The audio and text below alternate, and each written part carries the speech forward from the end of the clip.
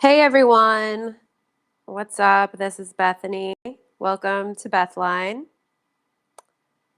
Today is Wednesday, May 13th, 2020, in case you forgot, as I know it's pretty easy to forget what the hell day it is during this life that we're living. Today, you guys, May 13th, marks 2 full months of me being in my house. I got home from tour. Best Coast was out on tour, and I guess what month was that? April? Wow. It's just everything's a blur. We flew home on the 13th, and so I've been home officially for 2 months today. And in LA, they made it abundantly clear yesterday that this was going to go on for several more months. So, here I am just kicking it, and happy 2 month anniversary to me of quarantine. Me, my dog, and my cat just living our lives out here. But all is good. We're healthy. We're happy. We're good. Welcome to the show today. It is nice to be here. I'm excited to talk with my guests today and to talk about this topic. The show today is about anxiety, which I'm sure is something that we are all familiar with, especially in the world that we're currently living in. I know that my anxiety lately has been quite a roller coaster. But anyway, it'll be fun. We'll talk about it, and you guys know I love to give advice on hard shit, and I think that as someone who's experienced anxiety for pretty much the majority of my life, I have some decent wisdom that I can drop on the topic. Anyway, thank you for joining me. Let's see what has happened since last week.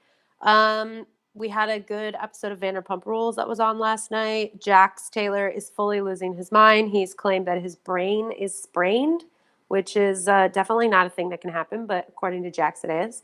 I forgot to mention this on the show last week, and I really wanted to talk about it because I just need to really get the words out of my mouth. And I had it in my notes to bring it up last week, and I forgot. But for those of you that follow Britney Spears on Instagram, if you don't, please start. She's an angel in these times. Her content is incredible. But y'all, Britney Spears burnt down her home gym with a scented candle. I just need to make sure I am clarifying that for you. For those of you that don't follow Britney Spears on the Instagrams, please do yourself a favor and follow along. Anyway, that's just a bit of news that I wanted to share with you. Let's see. Also, later last week after the episode that I did with you guys, my favorite chain restaurant here in Southern California announced that they were not going to reopen after the restrictions of social distancing and everything have been opened. It's called Soup Plantation. It's a pretty horrible name, but it was truly my favorite chain restaurant. They have them all over the country, but I think they're called Sweet Tomatoes in other places. But it was like a part of my childhood. I grew up going to Soup Plantation with my parents, and I truly have just like, this place has been a part of my DNA since childhood. So I was so sad, like truly, truly sad when they announced that it was closing down. And, it's just a bummer because I really feel like through this whole situation in the world that's happening, like we really are going to lose a lot of businesses, and it's really important to support the businesses that we can. And one thing that I just wanted to shout out that I've been using a lot is a website called bookshop.org, which cultivates books from all sorts of different local bookstores, and they also donate money to local bookstores.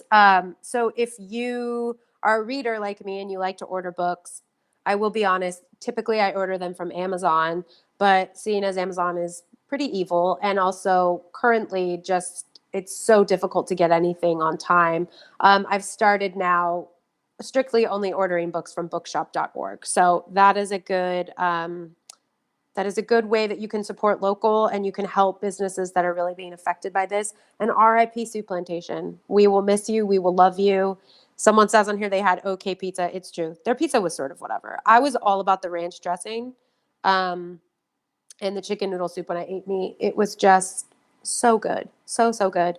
Um, anyway, thank you for the good times, Soup Plantation. We will miss you forever and for always.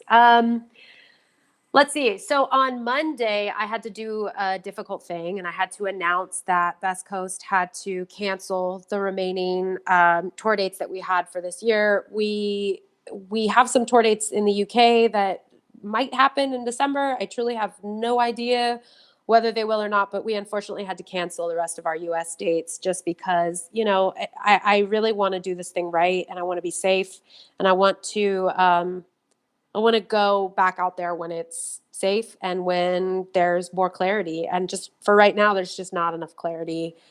So unfortunately, we had to cancel the rest of our dates, which was a huge bummer. And I knew that it was coming, but it was still really sad. And so that same day, I decided to take a little adventure for myself. And I drove out about 50 minutes outside of LA, and I just explored nature with my dog. And it was actually like really, really wonderful. And I had the best day. And it was just really nice to be in my car and drive and listen to music. And it really helped the anxiety that I had around the situation. So I wanted to just give a big shout out to doing safe, nice things in nature for yourself, because that definitely helps you. It definitely helped me that day. My anxiety went from like a 9 to like a 4 by the time I was home. So it was just really something really, really nice and easy and free and just like safe.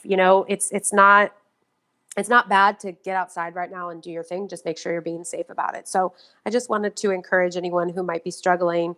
If you live somewhere where you have access to beautiful nature, use it. Nature is our friend right now, and please take care of it. Don't litter and throw your masks and gloves and all that stuff. Just be kind to Mother Earth. Speaking of mothers, happy belated Mother's Day to anyone who's listening who may be a mother or feels like they are mothering themselves through life. Shout out to our moms. Okay, so now let's pivot to the part of the show called Quick Cues, which is where I answer 3 listener submitted questions that I received via email. And let's get to it. So my first question comes from Mike. And Mike asks, what do you see in the immediate future for concerts? Do you see live virtual performances being available to be streamed at a set cost, or drive-in shows where people stay in their cars? Um, Honestly, I don't really have an answer to this question. I feel like the future of concerts is really, there's still not enough certainty to really understand what it's going to look like. And I do think that you will start to see a lot of artists pivot to live stuff, pivot to online stuff. A drive-in show honestly sounds pretty chill. I would definitely do that if it was possible. But I do say that, like, as an artist myself, I'm still trying to figure out exactly like what I feel comfortable doing. And I'm actually really excited to talk to my guest today about this, because I know that she's been doing some online streaming stuff. But I just think that there are certain artists that like really can just easily open up their phone or their computer and play a song into it and not feel much about it. But then I know that there are other artists that are still struggling with that, and I'm one of those artists. So I'm not suggesting that anybody is out here like pressuring artists, but just just a little bit of advice from me to you guys, concert goers and music fans. Just be patient with your favorite artists as they sort of figure out how to pivot and transition during this weird time in the world. I know it affects all of us and it's a huge bummer, but I do think over the next year we'll start to see a lot of different cool ways that artists are able to engage and play music and all that sort of stuff. So there's your question, Mike. All right. My second question comes from Camus. I'm sorry if I butchered your name. And she says, I suffer from generalized anxiety disorder, and I have had many doctors not take the physical effects of it seriously. I grind my teeth and clench my jaw all day, every day, and it causes me a great deal of pain. Have you experienced any kind of physical effects yourself? And if so, how do you manage? First and foremost, I just want to say I'm super sorry to hear that. That sounds awful and painful, and I'm really sorry that you're anxiety manifests in that way. I personally don't experience a whole lot of physical effects from my anxiety. However, I do hold a lot of tension in my shoulders and like in my neck. So I find myself a lot like sitting all hunched over or scrunched up, and it has definitely given me neck and shoulder problems. And something that has really helped me with that pain and also just with my anxiety in general is acupuncture. So I thought that that might be a good bit of advice for you. Unfortunately, I don't think acupuncture is readily accessible to us at the current time, but it's something to keep in mind to try out if you never have. And also, acupuncture is a lot of times covered by insurance. So I know that for me, it's definitely helped me with my back pain. It's also just meditative in and of itself because you just kind of lay there and zone out. So maybe that's something that you could give a try to when the time is right. All right. My last question comes from Erica. And Erica says, I've been living with anxiety for most of my life, and for the most part, I am able to navigate through it. But what I often find difficult is explaining my anxiety to people in my life who don't personally experience it. It gives me more anxiety to think that other people don't understand. How can I explain my anxiety to my loved ones so they can have a better understanding of what I am experiencing?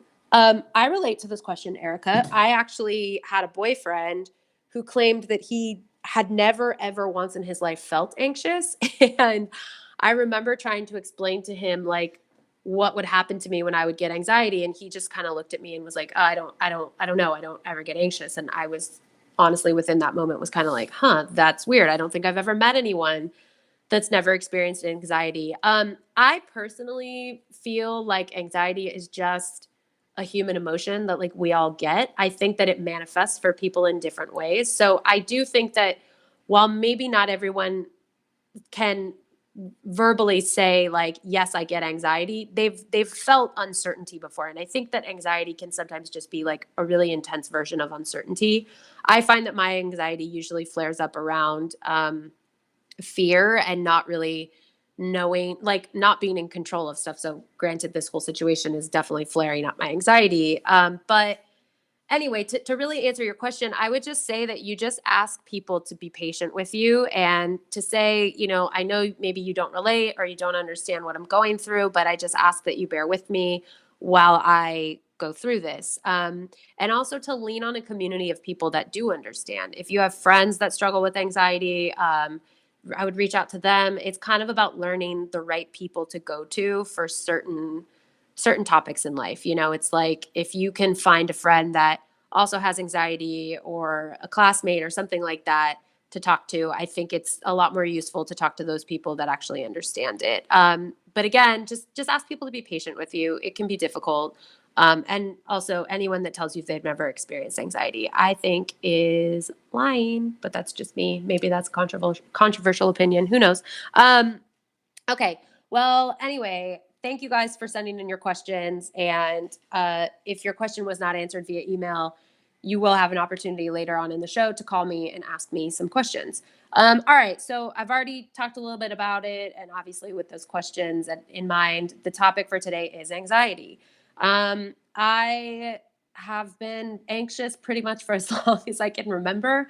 I have definitely learned how to navigate my anxiety a lot better. And it's really funny because before this whole coronavirus thing happened, I really wasn't considering myself much of an anxious person anymore. I was honestly kind of like, I don't really feel anxious anymore. I don't really get anxiety attacks the way I used to. I kind of really felt like I had it under control. And then, bam, this situation happened. Everything that could ever be out of my control was put in front of my face, and my anxiety has reared its ugly head. However, I am very fortunate that I've done a lot of work on myself. I've done a lot of therapy. I've made so many changes in my life that have really allowed me to be able to live with anxiety and handle it. So it is something I really wanted to talk about because I feel a bit I feel like I have a bit of expertise in the situation, although I'm obviously not a doctor, so I'm not a full blown expert. All right, well, now I'm going to introduce my guest for today. Her name is Sophie. You probably know her as Soccer Mommy.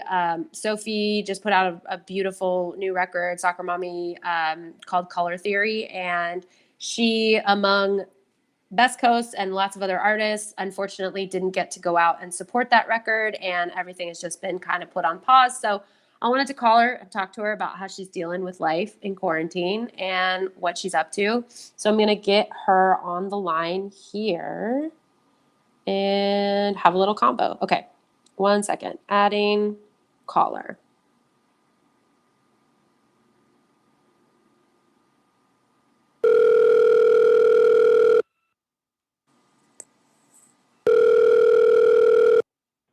Hello.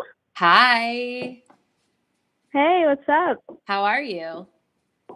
I'm good. How are you doing? I'm good. What are you up to today? Just raging, really. Sitting on my couch, grocery shopping. What Wild. What a time. What a time. Well, thank you for talking to me. I'm excited to get to talk to you and have people listen to our conversation. Yeah, me too. I wanted to ask you first about, I see you are doing all these like cool live stream things, but they're like, you're not just doing the average like sitting and playing. Like what is fucking Club Penguin, and like what are these live streams that you're doing? Are they video games? Oh, okay. So Club Penguin. Wait, you don't know what Club Penguin is? I don't know what Club Penguin is. I'm like not cool at all. You're way cooler than You're me. not even like, you're not even like in with the kids. No, okay. So Club Penguin, basically, it was like this really big. It's like a computer game, like an online game, where that like it was super huge when I was like 12, like 10 years ago. Okay. And it's still around. I think I think that got shut down, but they have like remakes basically online that it's like the same thing. Okay. So when we did it, basically you can make a little penguin character and go into this like online world where you can play little games and stuff. Okay. Like hang with your friends, go to their igloo. I love it. So yeah, it was cute, You like seem to post a lot of stuff about like video games, and I know you have a lot of like the imagery from your new album seems like it's video game related. Like, are you super into video games? I'm really into like specific video games, like nothing that's been released recently usually, except for pretty much like Stardew Valley, which is the other one you've probably seen me post about. That one, I'm not even playing music on that. I'm just literally like gamer streaming. Got it. Okay. For people to watch. You're and like just like comment as I farm. I love it. Does playing video games like help you at all with anxiety stuff? Because I've always kind of wished that I was into video games because it feels like a cool way to sort of like escape your own reality. Does it like help you at all with that kind of stuff? Yeah, I mean, I would say so. I feel like it can help with like depression too, even like especially a lot of these games where it's like so like goal oriented, I guess, and not as much, not like killing games, shooting games specifically, but like stuff like Harvest Moon or Pokemon. I play a lot of those games, and like just stuff like that. You like just have to sit there, and even if you're kind of being super depressed and sitting on the couch and playing like a video game for a really long time, if you're already like just in this place, it at least is something where you're like achieving goals and getting like serotonin. Totally. I love slowly that. distributed to your body. I love that. Yeah. Yeah. I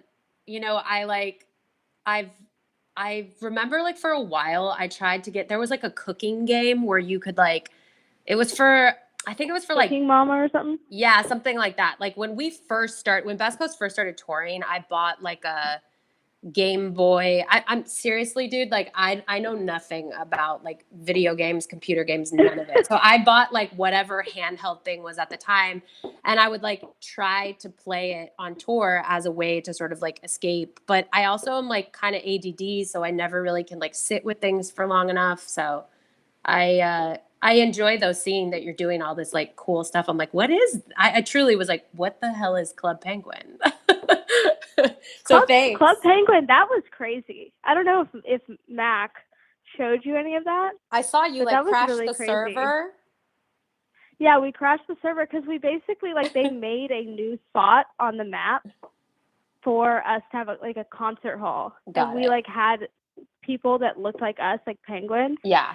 And they were like playing all of the album. I love it. And like so many people came. I think it was like over 10,000 people. That's were like amazing. trying to get on, and it crashed. It was just like crazy. It was like all these indie kids on Club Penguin. I love it. Are you struggling at all with like not being able to tour? I mean, obviously you just put out a record and now we're just kind of like stuck here. Like, how do you feel? Like, are you, I mean, I know you laugh because it's like, of course you're struggling. It's like, what's happening in your head? How are you dealing with it?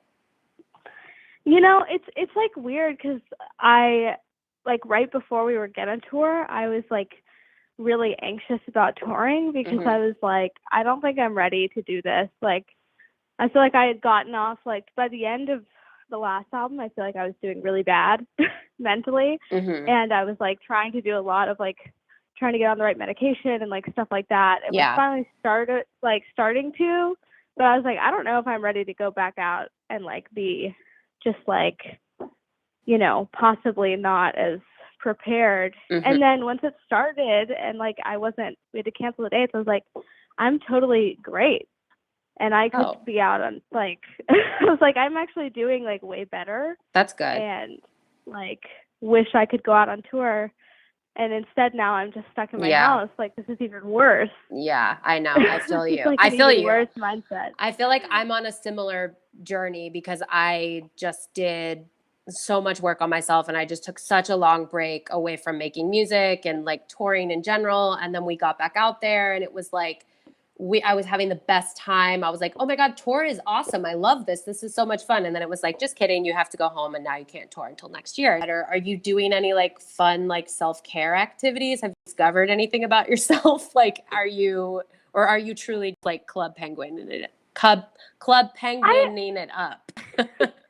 Yeah, no, I find like, I don't know, it's always weird because I feel like I've never been one for typical self-care stuff, which is probably why I was not doing that great for a long time. But I mean, I just feel like usually a lot of little things can't, like, I feel like my, sometimes my anxiety is like just, and my mood is so random that like those like little self-care things never even pop into my head. I mean, I'm trying to just like eat good, like not, you know, just eat like a ton of junk food and like exercise. And I'm doing a lot of therapy, which obviously that is kind of the thing you need to do. But I feel like I'm kind of in the same headspace of being like, if I have all this time off, I might as well like, do a bunch of therapy and like try to like think about my life a lot and like, you know, think about the things I want to do and also just, I don't know, write music because I feel like that's kind of the worst part for me about being on tour is like not having that like really weird drive of like the only thing I can do right now is write. Because sometimes I get distracted and it's like I won't write anything or even try for like a week. Are you so you're writing a lot now or you're like working on stuff? Yeah, I'm actually like already starting to kind of like getting close to possibly having the next thing done. So that's good. And it's like been fun just like working on that stuff. I've been really into like doing my demos and like really producing them for fun, like kind of getting back into home production type stuff. Oh, that's cool. So that kind of like had me writing a lot just because I was like, oh, I want to use all my gear. I want to gear it up. That's awesome. Yeah. I'm kind of on the opposite end of the spectrum where I'm like, I just don't feel creative really. I mean, that's not true. I feel creative. I just feel like and maybe you can relate to this as someone who, I feel like when you're an artist, but you also struggle with like mental health stuff, it's like, I'm just so hard on myself all the time that if I'm not producing and I'm not doing stuff or I log on Instagram and I see people doing their shit, I'm like, ugh, I'm failing. I'm not doing good. Like I have such a like mean inner critic that I'm like really working on. But I think that part of this break for me that's good is that I do get to sort of like learn how to like talk back to that inner critic and be like, no, shut up, don't be mean to me. Yeah, So it's totally. it's hard because I think also like I was answering a question earlier before I called you from someone that's like, what's like, what is music going to look like? It's like, I don't have any idea. I don't think nobody knows. So I think Yeah. there's a big pressure that's sort of placed on us to do stuff, but that's awesome that you're feeling creative and inspired and doing your thing. And I'm sure you're not doing it for anybody but yourself. Like you're just doing it because it's helpful for you, right? It like feels good to do it. Yeah, completely. I mean, I have this like I feel like I've been blessed and cursed with this like annoying little Virgo Mars that's just like always being like, we have to make this perfect product, and I like will make something. Like I'll make a song and I'll be like, oh my God, I'm so excited about this song for that like day or two. Yeah. And then I'm like, oh my God, I need more, or it's like this is just like nothing. Like we have to keep reproving it. So I feel like that's why I keep writing so much. But I kind of have made peace with it in this weird way of being like, nothing's gonna feel like this big completion. Totally. When it comes to writing, and that's good, I guess, because I'm gonna write more songs. Yeah. So that's good. You're a Gemini, and then you're a Scorpio rising, right? Yes. Okay. I'm Scorpio. I'm a Scorpio, Cancer rising, Sagittarius moon. Oh wow. Yeah. We're like kind of opposites. I know. feel like I've got so much air and going I'm on so in my main three, and then this little dot of water. And I'm like the most emo water girl. I'm just like, I could not be more of a Scorpio with a Cancer rising. It's insane.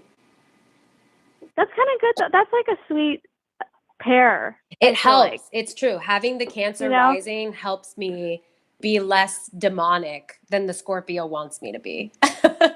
Yeah, because too much of that like Scorpio is like, because I have like Gemini Sun and Gemini Venus, but they're also both in the 8th house. Oh, so you're so like they kind of like have these similarities. Listen to you. Yeah. With all your... Oh yeah, I'm into it. I love that. I'm getting in. But yeah, so it has like all these Scorpio attributes, and that can be, you can be like dark if you don't have stuff to kind of like, bring in that loving energy, I guess, like a Cancer. Totally. Well, before I let you go, I wanted to ask you, because we were messaging about this. You just watched The Sopranos for the first time, right? Tell me everything. How did you love your first Sopranos experience?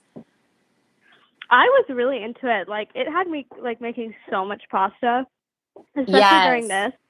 Me and my boyfriend every night, it was like, let's try to make pasta sauce and like some pasta, and like we're gonna cook up, because they just like, they're always just eating this like, they're always so much eating food. pasta. Like, I don't think I've ever seen Sopranos like every year. Like, I'll do a full-blown rewatch because I'm just obsessed with it. It's like, I truly feel like it's real. Like, I'm like, these are real people. These are like my family, because I'm Italian, and so I'm always like, oh, this is basically like my family, except my family's not in the mafia. But like, I'll always tell Bob that I'm doing my yearly Sopranos rewatch, and he'll say like, I can't watch it because when I do, all I want to do is eat, and it's like impossible to keep up with how much pasta they're eting. Yeah, it's like an ad for just like eating. It is. Who's your favorite character? I really loved Adriana. I was always so happy to see her around. I mean, the problem with the show, there's also what makes it great, is that like pretty much like there are almost no like good people fully. Oh no, they're all awful on the show. Yeah, it's like they're all so terrible, except like maybe Meadow and like AJ. AJ is the worst. I hate AJ so much. But he kind of starts to get like the right morals. It's true. He does. Like, you know what I mean? He starts to kind of grow up. He does. And like get a little bit closer to like Meadow's thinking. Yeah, it's true. So you're like, oh, maybe you're not like gonna be terrible, but I mean, pretty much like every single man, it's like you're so annoying. Oh, they're most the worst of the time. Like you're like kind of sweet sometimes, and you kind of love them, but it's like, they're awful. So it's hard to like love any character It's true. Adriana's also my favorite. She just is like, I mean, she's also just like a style icon for the ages. Like those outfits, especially the episode where they play tennis, like her tennis outfit is so good. It's just, oh yeah, it's so good. Yeah, the first time I ever watched The Sopranos, I was in college, and I was like, all I did was I would go to school, I would like go to class, and then I would rush home and I would watch. It was like when Netflix still sent DVDs in the mail, and I would just like rush to my DVD player and like put the DVD in and like catch up on The Sopranos. And when it was all over, it was like truly, it felt like I was like losing like a piece of what had become such a part of my daily routine. So whenever I find out that people are watching The Sopranos for the first time, I'm always like so excited for them because I just remember what my first Sopranos experience was. So when you replied to my story and said that, I was like, yes, I can't wait to talk to you about this. Yeah, no, that's seriously like something, like I feel like I do that with Buffy. I've actually had 2 friends watch Buffy for the first time recently, and I'm just like, text me every time you think anything, like just literally any moment, because that show, I just like watched it so many times, and I enter like denial. Like I feel like I'll do a rewatch and I'll see like the finale of like the 7th season, and I'll just be like, first episode, let's put it on. I was like, it's been a while now since I saw that one, so let's just start it. I do that with Vampire Diaries, watching it. Yeah, and it's just like back on. Let's just start it back on. Yeah. I mean, I think like feed my brain. Totally. I think like just in sort of like the topic of anxiety, like this kind of shit can really help with that. I mean, I know that for me, when I'm super sucked into a TV show or like a life outside of my own, it's really easy for me to like let go of my own sort of issues. And then just, especially if you're watching like The Sopranos, you're like, well, at least I don't have this life. Or even like Buffy, it's like, at least I'm not like being attacked by vampires. But also that might be cool, honestly. No, that would be kind of sick. Yeah. So I'm like wishing I was in it. Yeah, no, I think it does help though. I mean, I feel like television can just be like a really good distraction from things. Like, I mean, obviously it depends. Like I've definitely had full blown like multiple day long like meltdowns over watching a TV show, like triggering, like watching TV, just like going crazy because I like want to watch this TV show so bad. Yeah. And things like are getting in the way. So obviously there's the extremes of like just like people who need to like just take a breather. Yeah. But yeah, no, I think it can totally like just put you in this complete fantasy world of like you're like not even thinking about your life. You're thinking about like some character's life. It's true. All the time. You're literally thinking like, why is Richie Aprile such a piece of shit? And then you don't have to worry about your own life. Yeah, it's like, I don't have that going on. Just no spoilers for anyone that's listening that hasn't seen it, but Richie really gets what he deserves. That's all I'm going to say. Well, thank you so much for talking to me and coming on and doing this. And I love your record. It's so good. And congrats. And thank you. Yours too. Thank you. I hope one day we'll see each other when the world goes back to normal. Yeah, maybe we'll be at a venue even. I mean, maybe we will literally be able to hug. Album Color Theory is out now, and if you haven't checked it out, you should, because it's really good. The first time I ever met Sophie, the first and only time I ever met her, I told her that she reminded me so much of myself when I was her age, and I got super embarrassed because I was like, oh my God, did that just sound like such a mom thing to say? And then her roasting me for not knowing what Club Penguin is. I'm like, yeah, I fully am just like an uncool mom these days. But you know what? I don't give a fuck. I like who I am. It's fine. But anyway, Sophie really is, she's so cool, and her music is amazing. And I really do just feel like girls like her at that age that are openly talking about the stuff that they're going through is really important. So shout out Soccer Mommy. All right. I am now going to take a few calls from listeners. So just a reminder, if your call is answered, please remember to mute the device in which you are listening to Bethline on so that we don't have any crazy feedback situations. And also just reminder, the topic for today is anxiety. So try to ask me questions pertaining to anxiety or mental health stuff or anything like that. All right, opening up the line. Fan line is now open. You can call me at 205-736-3201. And we have some callers, so let's take the first call. Hello. Hi. Hi, who's this? This is Pete from Chicago. Hi, Pete from Chicago. How's it going? Good. How are you? I'm doing well, thank you. What's your question? What's how do you talk about anxiety with people who don't really struggle with it? That's a good question. Somebody actually emailed me and asked that question, and I was trying to kind of come up with like a concise way to answer it, but you know, it's hard. It's like I feel like people that don't understand anxiety, like it's almost like I don't know. This is maybe controversial. I said this earlier in the show, but like I feel like everyone experiences anxiety. They just maybe don't have they don't know how to call it that, you know?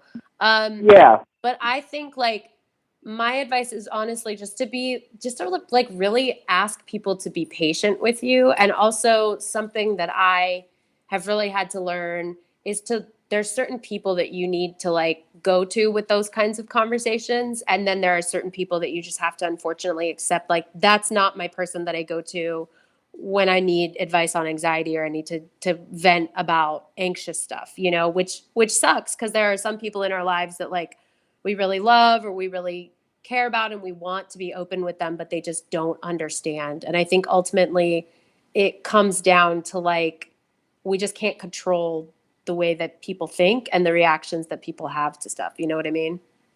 Yeah. Like I had a panic attack at my friend's apartment by Wrigleyville, and I like told him, and he's like, oh, okay, like what can I do to help you? You know, he's like, you need to take a shower, you need to go outside. And I went outside, but it just really helped that he was understanding. Oh, that's good. Yeah. So yeah. Thanks for answering my question. Yeah, you're welcome. Thanks for calling. Thank you. Okay, bye.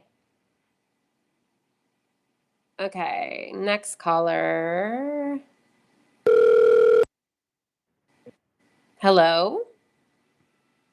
Hello? Hi, who's this? This is Quaid. Hi, Quaid. What's your question? So my question, there's a little bit of a build up to it. Okay. Well, also like hi. Hi. So I play in a band, I sing and play guitar, and we released an EP last February, and we're gearing up to work on a new album right now. It's going to be called Emotion Ocean, and you know, when I'm doing instruments, that goes pretty well, but when I'm doing vocals, that can be pretty like anxiety inducing. Mm-hmm. So I was just like wondering, like, is there anything you do to like prep for like, how do you like shelve your anxiety to get like the takes that you want? Honestly, I've never really like thought about it in that kind of way. I think for me, it's almost like, you know, as someone who experiences anxiety, you probably know this, but like when you get anxiety, it's almost like a weird rush. And it's like, depending on the situation, it can be like a good rush or a bad rush. And I often, now that you've sort of put this question in my head, I wonder if like part of my anxiety almost like fuels me when I'm in the studio and singing, because I feel like I just have all this like energy. So I'm able to like kind of just get shit out. I also would imagine that like maybe your anxiety behind doing vocal takes is like a fear-based thing. Like it's maybe like you're afraid it's not going to be good enough, or you maybe feel like, oh, I'm going to have to keep doing it over and over again. So I would just sort of like recommend just trying to just sort of like lose yourself in the moment if you can, if that's possible, and just kind of like focus on what's in front of you. And like if music is something that you love to do, which it sounds like it is, like just my advice would be to just kind of like let go of the expectation of like whether it needs to be good or bad or if it needs to be the perfect take. Like just kind of let yourself do it, and the anxiety might kind of like fade, or it might do like what I think it might does for me and like propel you forward and like give you energy to like kick ass. I don't know.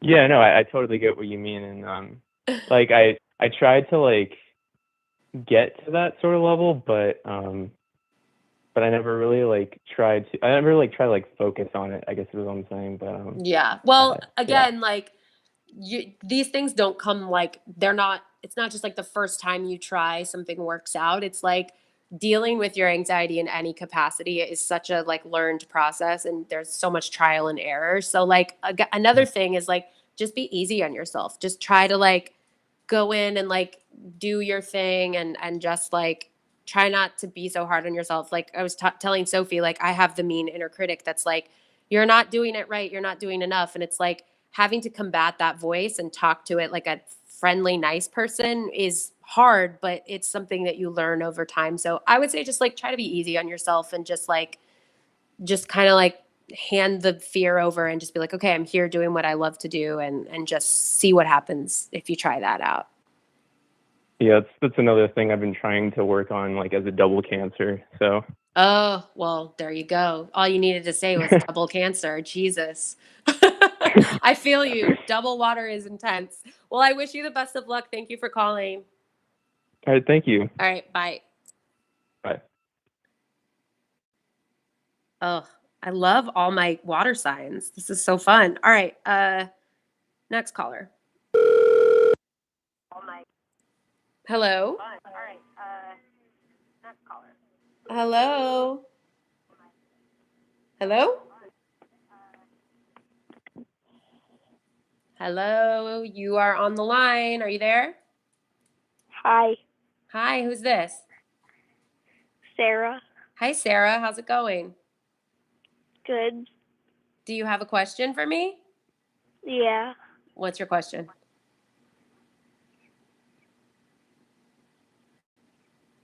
Sarah, you have a question? All right. Bye, Sarah. All right. Let's take another caller. Hello? Hello. Hi, who's this? Hey, this is Zach. Hi, Zach. How's it going? Oh, pretty good. Cool. Do you have a question for me? Yeah. So I've had a bit of anxiety problems. The biggest one I've had is at work. Mm-hmm. Normally, I don't really have a lot of anxiety, but when I get into meetings, Hello? you there? Yeah, sorry, your call cut out. I couldn't hear what you asked. I'm sorry, I have a bad reception in my house. That's okay. Oh, I was saying, a lot of times when I'm at work, if I have to go into a meeting, I start getting really bad anxiety. Mm-hmm. Kind of like where you like withdraw into yourself. So instead of being a part of the situation, you're more stuck in your head. Sure. Do you have to deal with anything like that? And do you have any advice? One thing that I have really sort of learned over the years of being in therapy and sort of tactics and tools that I've learned on how to manage anxiety is like that definitely does happen to me. I mean, obviously, like it's not the same way where I'm like walking into a meeting and I get anxiety, but there's a lot of stuff that I have to do for my job that before I do it, I get anxious and I'm stuck in my head. And one of the things that I've learned to do that really brings me back to the present moment, because that's ultimately what anxiety is like you're launching into this like projected place of fear, the things that haven't happened. And a way to reel yourself back into the present moment is if you just look around you and you take notice of like 5 things that you can see, touch, feel, or taste, it can really help bring you back to like where you really actually are. And it also is a way for you to escape sort of like the thoughts in your head and instead replace them with like actual fact of things that are in front of you. And that's something that I learned through a type of therapy called cognitive behavioral therapy, which is really helpful for managing anxiety. So I would say, like, if you're about to walk into a meeting and you start to feel stressed or anxious, just try to like take a look around you and just like note 5 things that you see and just sort of like focus on that, and it'll bring you back to the present moment. And again, like I told the previous caller, like this stuff takes practice. So if you do it and it doesn't work for the first time, just try to just like implement that into your routine, and you might start seeing results, and hopefully that helps. Okay. All right. Yeah, Thanks. I'll try to. Cool. Thank you for Thank you. calling. All right, bye. All right, I have time for one more call. Hello? Hello? Wait, hello? Hi, who's this? Um, my name's Gabby. Hi, Gabby. How's it going? It's going good. How are you? I'm good, thanks. My question, it doesn't have like exactly to do with like anxiety, just kind of like mental health in general. That's fine. So earlier you talked about therapy. Mm-hmm. My question is kind of just like what are like some signs like people like actually need therapy?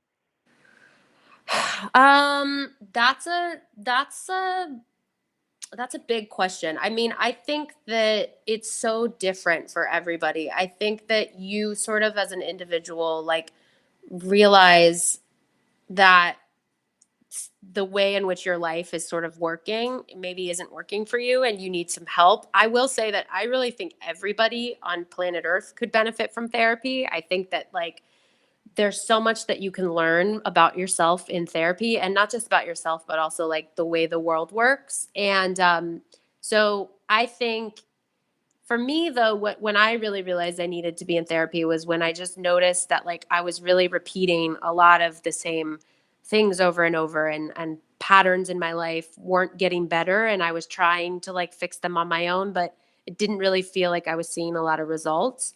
So I just sort of then decided like, okay, I need to go elsewhere and see if I can get help. But I think if you feel like you've reached a place in your life where maybe things are really hard, and you want to try to live your life differently, then that might be a place, that might be like a spot where you could say like, okay, maybe I'll try therapy. And also like therapy's not scary. I think a lot of people think of it as being a really scary or intense thing, but it's actually like a really, really freeing process, because you just get to talk about things with someone whose job is to literally just sit there and listen to you, and they don't judge you and they don't make you feel bad.